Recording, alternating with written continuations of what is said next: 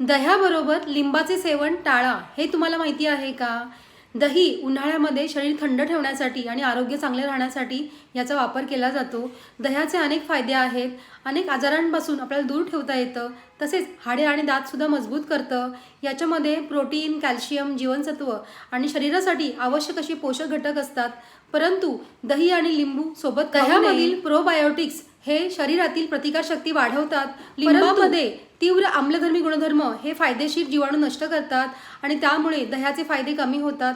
याशिवाय प्रतिकारशक्ती सुद्धा कमजोर होते. उन्हाळ्यामध्ये दही आणि लिंबू याची मागणी वाढते आणि बऱ्याचदा रायता, कोशिंबीर करताना आपण दही आणि लिंबू एकत्र वापरतो आणि त्यामुळे विषजन्य परिणाम निर्माण होऊ शकतात.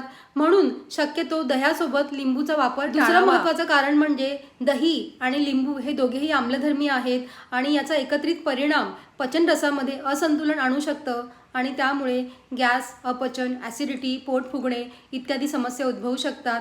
याशिवाय काही लोकांना ॲलर्जीसुद्धा होते, म्हणजे स्किनमध्ये पिगमेंटेशन किंवा डार्क स्पॉट किंवा खाज येणे किंवा स्किन रॅश हे सुद्धा होऊ शकतं.